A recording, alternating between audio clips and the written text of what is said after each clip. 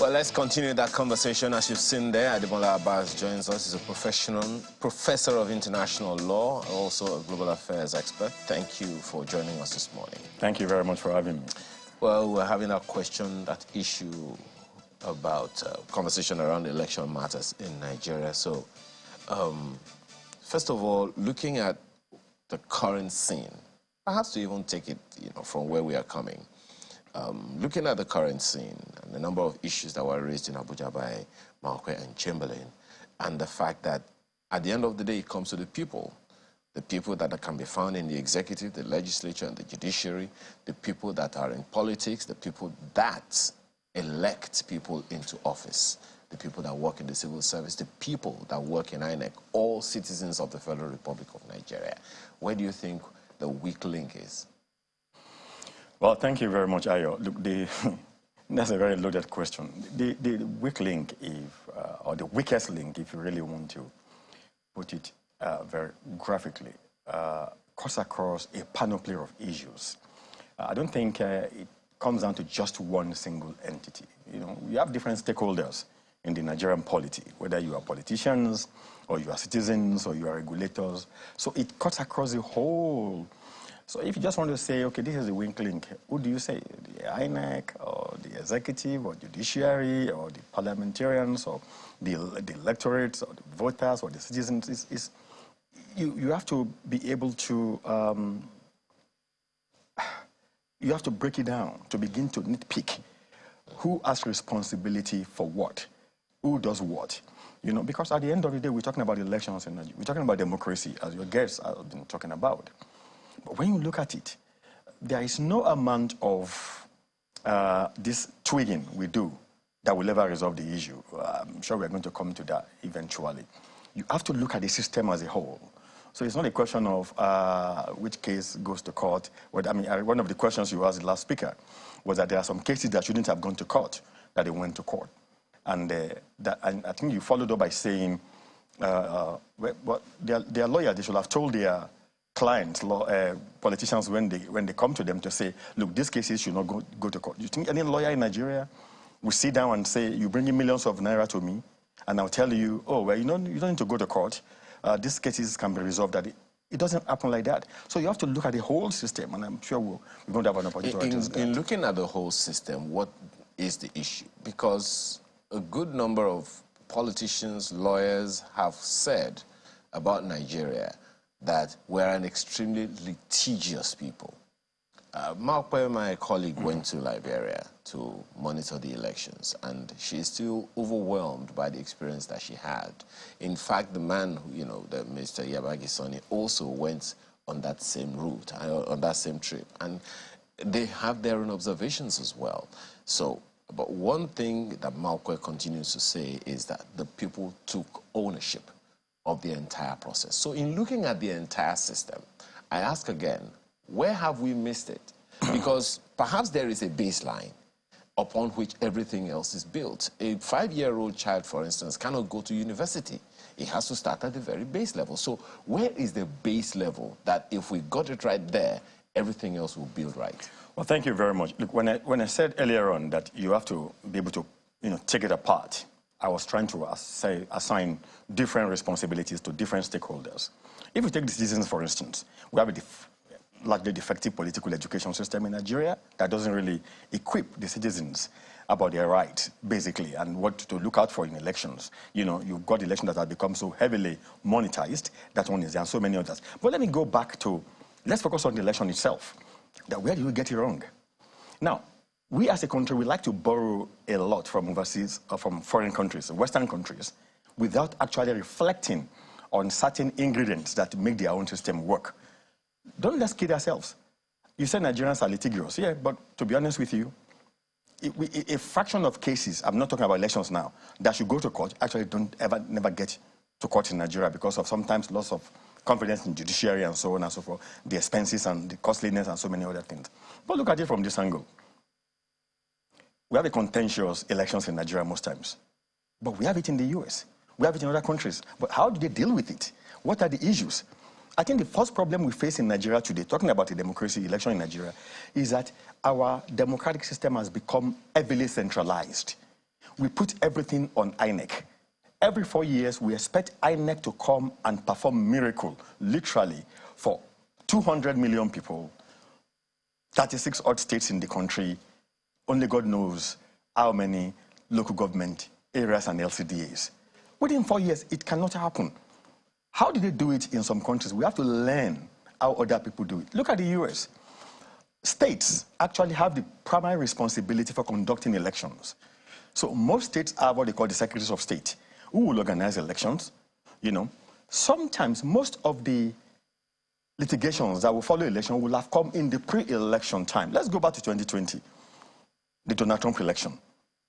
245 cases. Within 2 weeks before the federal election, there were 245 cases in American courts about the elections itself. The elections have not even taken place at that point in time.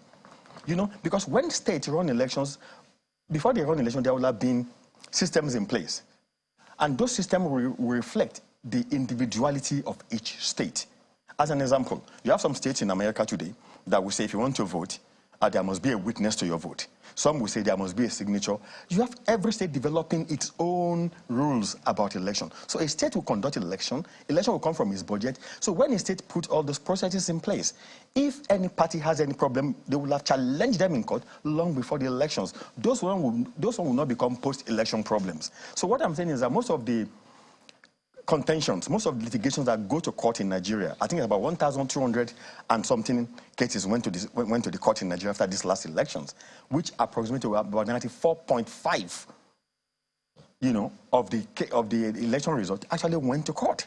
Most of these things will arise from issues that will deal with, you know, voter suppression, voter intimidation, irregularities, all that could have been dealt with before the elections will take place if you decentralize the process. But we don't. We don't at all. What do? We want a single body. Look at America. They have the INEC, National Electoral Commission in America, NEC, established in 1975. What does NEC do anyway?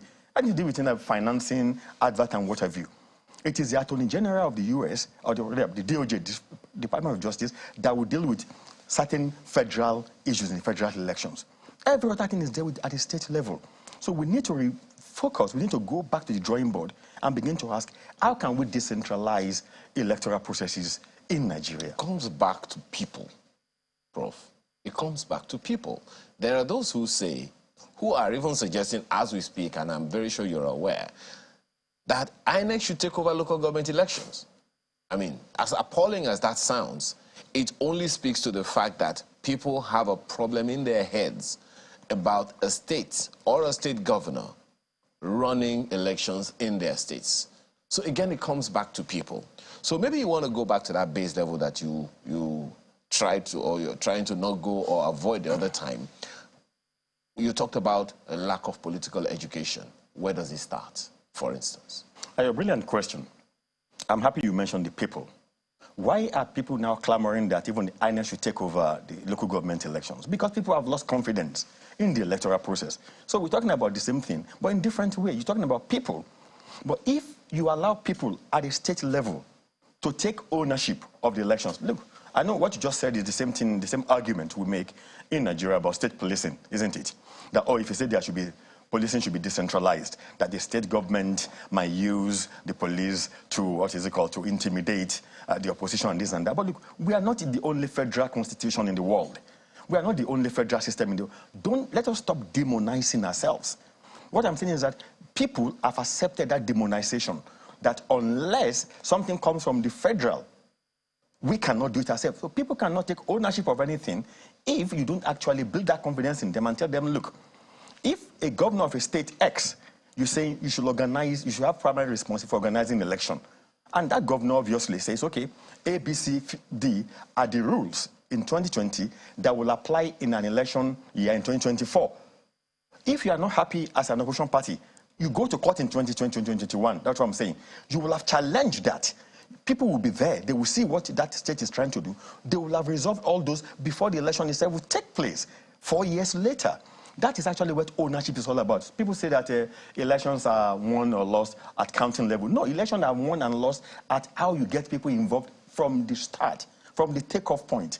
So if I, as a citizen of Nigeria, if I'm from a particular state and you tell me, okay, this state is going to take responsibility for this election. I want to see how that goes. I want to play my role. The civil society should join that particular process and make sure that every state is able to organize that election. For me, that is where the issue of ownership by people will start. People cannot own anything that at the end of the day, you are backing from them from the top down. But be that as it may, Prof, one of the issues we raised with Mr. Sonny the other time is that the Minister of Information and National Orientation already said Nigerians don't trust their elected leaders. And I'm pretty sure he didn't mean just at the federal level, he means at the state level. So how do we rebuild that trust? Because it sounds to me like you're saying if we're going to take ownership at the state's level, at the subnational level, then trust needs to start being built from that level. A situation where a governor, for instance, is being called out by the citizens, in the Ogun State example, and of course, even though the state government has come out to say something, the trust is almost certainly lost there, and a number of other parts of the country like that. So how do we build that trust back in a way that people can begin to believe in the system enough to own it? Well, thanks, Ayo. The Yorubas will say, "Wani amukun erewo, oni sale nekewo." Amukun is a crooked human being who positions a load on his head. And you're saying, look, your load is crooked up there. He said, don't focus on up there. Look at how actually I'm standing. I am crooked from beginning, so my load can never be straight. That is what the proverb speaks to. I understand that. But see, trust is never won or lost in a single day.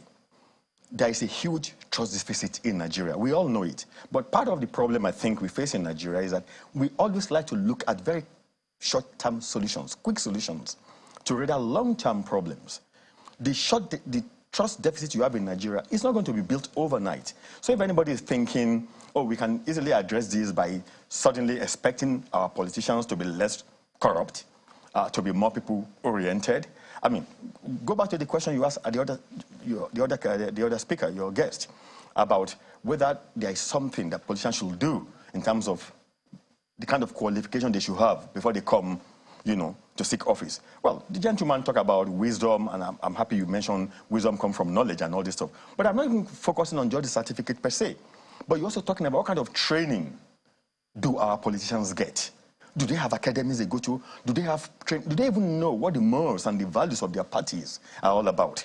So when they haven't, what I'm saying is that even if you have a secondary or primary or secondary school even certificate, which you might say in 21st century might be inadequate, which you were trying to hint at, and I'm not necessarily saying that you have to be a professor or a PhD holder to run for a political office. But what I'm saying is that no matter what certificate you have, you must be able, there must be subsequent training. You go to China, go to even South Africa. You have youths who are processed through academies, through institutions, established by parties. Look at the NDI, National Democratic Institute in America. Look at the IRI, International Republican Institute in America. These are institutes that actually process politicians. Let's talk about local football here. Very rarely do you see people just waking up one day, not going through the eaglets, flying before you get to super good level.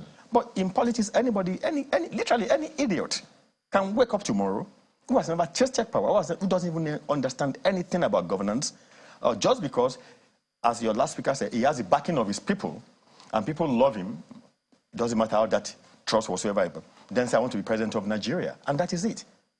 What does this person even understand about governance, about the morals, about the values, about the wants of the people, about what the people really want him to go and do in that particular office?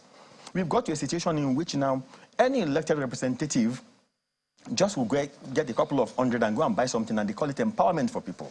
You have to look at all those, long-term solutions to be able to fix the problem. So I'm saying that yes, people have to take ownership of the process, but that has to go. We have to go to the basics. Don't let's focus on just the election period. Now, you were trying to give us some stats the other time talking about our elections. There is a contention now between whether or not the elections are won at the polls or at the courts.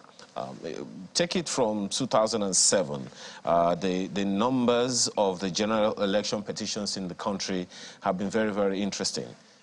In 2007, for instance, There were 1,282 petitions, making 85.7%. 2011, 51.4%. 2015 was far less because the president of the day at the time conceded on time and, quelled a lot of pressures. But look at what happened in 2019, 51.2%. And in 2023, it seems 2023 and 2027 were contesting 1,209 petitions, making 80.82% in all, in all of the cases, that went to court. So between the courts and the ballot box, what do you make of these figures? Well, Mark, we're trying to give us some understanding of this yesterday, saying that it's not all of them that happened at the polls, so it's not all laid on INEC, but some of them came from within the political parties themselves contending and all of that. Where do we go from here? Well, that is very interesting stat, and I think I spoke a bit to some of them earlier on. Nobody should blame politicians for going to court. I mean, for me, on the one hand, the fact that you have a surge in the number of cases going to court might also be a testimony to the fact that there is an increase today in our democratic consciousness. You look at it from that angle. Then number two, it could also be actually that politicians are becoming more and more interested in using judicial processes to be able to help to vindicate when they say they are wrong, their rights being wronged or something like that. But for me, what is more important is not that we have all these cases going to the court. It's whether, as I said earlier on, we should have put processes in place that will have resolved a lot of these cases long before the elections take place. And that is the point we are missing. So you are calling for a review of the electoral law? Completely. We need to review it to see all those situations that could have been contained, at a very low level before the elections will take place. Because when you look at some of the cases, they come from things like voter intimidation, ballot paper did not arrive at the polling booth in time and this and that. And that is what I said, that if, for instance, a state is charged with the responsibility for conducting an election, that state will have decided what materials go to where at what time. That if anybody has a problem, you have 3-4 years to challenge that in court. So that problem will have been eliminated ab initio. That is from the very beginning. That problem will never become a problem at the end. But what we do in Nigeria is that we don't do anything. We wait for 4 years for INEC to then come and then suddenly want to fix all those problems. That cannot be the case. Well, I'm almost certain that my colleagues in Abuja will want to weigh in, but this starts from, that Professor Adenkalu, put out along with a number of other people. Do you think, you spoke to the need for political education the other time and some form of training for a politician to get into office, perhaps in a kind of response to the question I asked Mr. Sonny the other time. There are those, in that regard, there are those who have proposed that NIPS might be a good place to start, the National Institute of Policy and Strategic Studies. Do you agree with those who think so? Well, NIPS has a role to play. But then NIPS is not only geared towards politicians, but here we are talking about institutes. I am aware the APC is trying to set up a National Progressive Institute at the moment, NPI. You need such institutes in Nigeria that could say, look, if you want to run for a post, we need to be sure that you know the values of this particular political party. You know about our morals, our values, what we stand for, what we will tolerate, what we won't tolerate, so on and so forth. We need all those. So NIPS is just one of those entities, but I'm talking about institutions that are specifically dedicated to this. Okay. Chamberlain. Well, Prof, good morning. Good to see you again. I just wonder, because when lots of people have listened to the narratives just coming back from Liberia and so many lessons and how peaceful the elections were. Yes, they're in the runoff now, and it's not even as acrimonious. I hope it ends that way. Not as acrimonious as in some other claims as it will be. But when you say we need to do something about the laws, yes, I know you're also a lawyer, but there are several people who say, look, there are several other countries who don't have half as much laws as specific as we do have here, but their attitude is of huge importance. how those persons who are seeking to contest those positions conduct themselves, how the followers also conduct themselves, is huge. I mean, I've listened to several people who have reminded us in time past, in the days of old, in this same country, how you don't have to shut your doors, you don't have to live under a cage, things were going all nice and smooth without any panic or anything, but times have changed. So is it just about our laws or about us, people, how we conduct ourselves? Well, thank you, Chamberlain, and nice to see you again. Actually, I didn't talk about the change of the laws. I spoke about changing the system, the different things entirely. And you're right to point out that Nigeria has a lot of laws. The problem is not the law. I'm talking about a system that has over-centralized the electoral process in a way that you've put an immense responsibility on just one single entity called INEC. And I'm saying, if you bring an angel today to come and be INEC chairman, you're going to have problems in Nigeria anyway. Not because the angel or the INEC chairman is corrupt or anything, but because the system simply cannot deliver the way it is configured. I am saying, for instance, many of the cases that go to court today after elections are issues that could have been addressed long before the elections would take place. I give you an example, at 2020 in the US. 245 cases were in court in America about the presidential election that was going to take place 2 weeks after that. You know that you will have been, state had an opportunity to be able to challenge a lot of those processes before they will be tested at the elections. But we don't do that because we call on INEC to do everything. What I'm saying is that let's find a way to decentralize our electoral system. Let's give state primary responsibility to conduct elections. I know what you're going to say, that a state might do this, or a state, if, for instance, this party is in power, is going to do this. That argument is an argument we use to also to demonize ourselves at the end of the day. If I am from a state A and I say, I want this particular process to be in this, you know, to apply in my state, other parties have the opportunity to be able to go to court and challenge that particular process long before the election itself will take place. And that's what I'm talking about. Don't let us demonize ourselves thinking we are the only one who has very contentious. Look, the most contentious election in America was not even Donald Trump, it was 1876. During President Rutherford A, the Republican Rutherford A, and Samuel Tilden, you know, of the Democratic Party. That was the first time somebody who did not win the majority, didn't win the Electoral College, actually became the president, because at the end of the day, they could not agree. Tilden won the election, fair and square, but there was disagreement. What happened? The Senate and the representative in America, the Congress, came together and did the counting themselves and sat down and had a compromise to say, you know what, although Samuel Tilden won the election, it will go to Rutherford A. That was in 1877 compromise at the end of the day. Now, what I'm saying, in essence, is that we must put processes in place, not just the law, processes that will facilitate us to be able to deliver democracy in the way it's supposed to be delivered. What we have now is not going to be able to deliver, and we are just kidding ourselves to be expecting a magician called INEC to come and fix the problem every 4 years. It is not going to happen. It's not about the law, it's about the system. Where is this initiative which you speak of? Prof, sorry to interrupt you, but where is this initiative which you speak of supposed to start? Which one is that? Sorry? The initiative of trying to clean the system, of overhauling the system. Where would you place the burden of the initiative? I'll play the burden back to our constitution to allow states to be able to have primary responsibility for organizing elections. Look, we have it in other countries. We have it in America and so many other countries. States will be able to take charge of election. The budget will be run by state. State attorney general will be able to deal with electoral problems. So any problems you have... Prof, yes. Prof, just a moment. Did I hear you say states? I mean, we're going to say, some people are going to say, but we have CX. And we've seen these sort of elections that oftentimes are conducted by CX. These elections return more often than not 100% members of the political party of the governor of that particular state.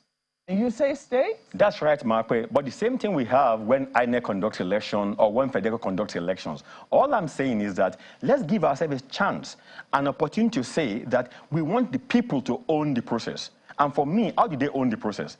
It's just like the same excuse we give ourselves when it comes to question of state policing to say, oh, somebody in power, if a governor is going to use the apparatus of policing in the state to humiliate or to demonize or to attack another state, let's stop demonizing ourselves. What I'm saying is that let's look at other climes. How have they done it? I am saying, for instance, if a state puts processes, so if a state, as an example, has processes, I'm saying that there will be opportunity to challenge those processes long before elections, so that you won't have a lot of cases as we have today going to court after election is important. And number two, we need to start having confidence, to rebuild confidence in our system. We can't rebuild that confidence by just looking for short-term solutions to very long-term problems. The problems facing Nigerian democracy today are long-term. It's not something we're going to fix within the next 4 years. We're kidding ourselves. So I'm not saying review the law. I'm saying let us look at the system again. Let's take a second look. And there's nothing wrong in that. Let's take a second look. We have countries in the world where you have university campuses having police. They don't use them to humiliate. I understand the fear, but let me give you a local example, as I used to do. I used to live in Magodo some time ago. One day I woke up and I found out that all the roads in Magodo, literally overnight, had speed bumps. And I was alarmed. So I went to one of the association reps. I said, what happened? Oh, they said because people were overspeeding. I said, great. So because 0.1% of road users were overspeeding, you start to criminalize everybody. Did you actually do any articulation? Did you do any mobilization, any orientation? The dangers of speed? Did you put any signpost? Don't do more than, because if you don't put signposts there, don't do more than 30 miles an hour, I am free to do 70 miles an hour. In other words, we have all these fire brigade and ninja approaches to our problems, and that is part of the issue in Nigeria. So in a nutshell, what I'm saying is that let us go back to the drawing board. Let us be less hasty. And for goodness sake, let us be more charitable of our own heritage. Okay. Well, so much to unpack. Let's hope that especially the National Assembly is listening to you right now. Well, thank you so much for this insight you've given us this morning. Ademola Abbas is a professor of law, professor of international law, and he's a global affairs expert. Your contribution to the program very quickly this morning. Taiwo Olopade, yours comes first about election matters. Going by the controversies trailing the certificate of the three leading presidential candidates in the 2023 presidential elections, I submit that INEC should ensure that the certificate of the candidates of parties contesting the 2027 elections is verified before the poll. This will save us from the embarrassment that the country has been subjected to in the eyes of the world. Well, looking at a number of other mails we see here, this is from Eka Dixon. He says the conduct of the INEC and political parties in the 2023 election seems to be the worst in recent times, as it has reduced the pedigree of INEC to some years back with too many pre- and post-election cases in court, and this may be due to some loopholes in the 2022 Electoral Act. The processes of amending the Electoral Act to address grey areas such as electronic voting and transmission of results should be worked upon immediately. Just like electronic accreditation, we could have real-time electronic voting. The National Assembly should be fast this time around, carry all political parties, civil society organizations, and the media along, as well as seek their input before the passage. I remember somebody who reminded Ayo when he says, carry us along, what that meant. Okay, one tweet, and then I have another. This is from Prophet Nahena. He says, we must vote for leaders who must realize that we live in very hard times and Nigerians have become more vulnerable and objectively more diversified along ethnic lines and vigilant than they have been. So, INEC must respond to the demands of building a new Nigeria where elections are reasonably free and fair, and that will presumably curtail a probable decadent society with a litany of irresponsible litigations where candidates are becoming more desperate and audacious. Then this is from Polycarp. He says, it's not fair to heap the blame on INEC for the high level of election cases at the courts. An in-depth analysis of these cases will reveal that most of the petitioners, he says, are bordering petitioners or petitions. Well, okay, I think it should be most of the petitions, don't they? Okay. He says they are bordering on the qualification of the winners, and the large majority of these cases are thrown out by the tribunals. So It is misleading to suggest that the high level of litigation is an indictment on INEC. INEC have no control over bad losers going to court to challenge the qualification of the winners. What should be of concern to us is what proportion of the elections are overturned by the courts. Let's not also send them a message, look, the courts, going to the courts is a legitimate and valid way to address these issues. So we shouldn't dissuade them from going to courts. But we get your points, everyone, and we welcome them. So we like ideas, content in here, because that's what should drive a nation. Ideas rule the world, they say, isn't it? All right, so there you go. That is the show today. Well, thank you all for watching. We'll see you next time. I'm Chamberlain Oso. Well, if your email is not read, please do try again. Make sure you're getting the address correctly. Don't give up. Don't give up. Thank you so much for watching. I'm Mark. Welcome you, sir. And don't give up on Nigeria, too. That's very, very important. I'm Makinde. Have a wonderful rest of your day.